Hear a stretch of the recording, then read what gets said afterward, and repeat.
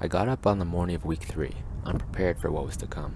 Because of heavy headwinds that were expected to last all day, I scrapped my original plan of reaching Eldersburg, Maryland, a good 75 miles away. I instead decided on the more manageable 40-mile ride into Baltimore. My host was great and informed me that I could catch a bus across the Susquehanna River, saving me a dozen miles of unnecessary riding to the only bicycle-friendly bridge further north. I had a bit of a fiasco getting across. First, I was directed to the wrong bus, which took me the wrong way, and then, after finally getting off, I realized that in my hurry to unload my bike and gear, I had forgotten my phone. Thankfully, I was able to get my phone back with the help of a fellow traveler, and after another hour's wait, I was finally headed in the right direction. There was a small scare crossing the river as the rear wheel of my bike slipped out of the rack on account of it being too long. But, crisis averted, we made it across the river and got off with 35 miles to Baltimore. The rest of the day was wind, and more wind. The remaining miles were draining, to say the least. With gusts of wind exceeding 20 miles an hour, I couldn't help but think how much easier it would all be if I was in a car. I finally reached my destination in Baltimore, incredibly happy to be done for the day. On Tuesday, I set out westward towards Harper's Ferry, West Virginia. Because it was a good 80 miles away, I decided on breaking up the ride into 2 days. I'm glad that I did. If yesterday's ride could be summed up by wind, the ride out of Baltimore and into the Maryland countryside could be summed up by hills. It didn't take me long to realize that I wasn't going to get much else out of that ride. Without fail, I would go up one hill and down the other side, only to see another staring down at me. Already sore and tired from my fight with the wind the day before, I didn't have much to offer against this new challenge. After another tiring day on the road, I arrived in Damascus, Maryland, where I got a meal and restocked on food before riding a bit further to Germantown, where I found a quiet spot to set up camp for the night.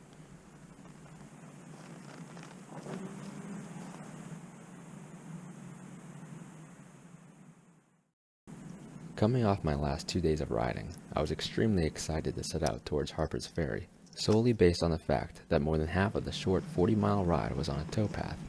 In other words, flat.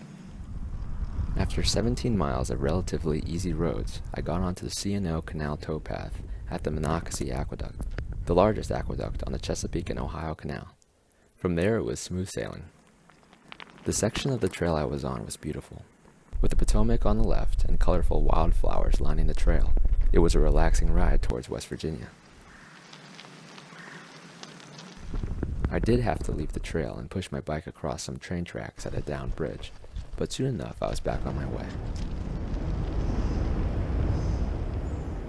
It didn't take long before I reached my crossing point, and after a short walk across the Potomac, I crossed over into the little corner of West Virginia that is Harper's Ferry, snagging my 9th state in the process. After a great breakfast at a local spot down the road, I set out towards Manassas, Virginia. I took my host's advice and backtracked on the C&O all the way to White's Ferry, the Potomac's only cable ferry service. After a 5-minute ride across the river, I was in Leesburg, Virginia. I quickly got onto the Washington and Old Dominion Trail, a paved path that brought me 15 miles closer to my destination. After getting off the trail, it was a constant stream of cars full of people returning home from the DC area. I made it to my destination a little after 6, and after sharing a delicious meal with my hosts, I settled in for the night, looking forward to taking the next day off. Friday turned out to be the perfect day for staying off the roads. I was able to restock my food supplies and ship off some unneeded items in the morning, and even got some ice cream at my host's recommendation before the rains came.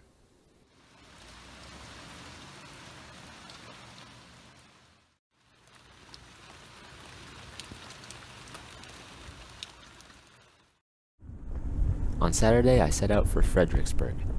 The road that I was on was narrow, with little or no shoulder room. Thankfully, the going was mostly flat, and I made a good time. I got to Fredericksburg around 3, and after grabbing something to eat, I went to go see Shazam at the theater across the street. After the movie, I raced down the road to find a quiet spot to set up for the evening before it got too dark. After a quick breakfast the following morning, I got back on the road, headed towards Richmond.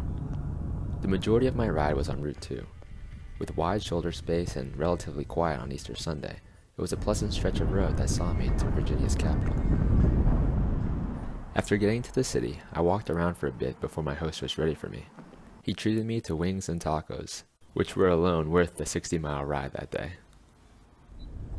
Although I fell behind a day between Baltimore and Harper's Ferry, Richmond seems a fun place, and not a bad area to end my third week on the road.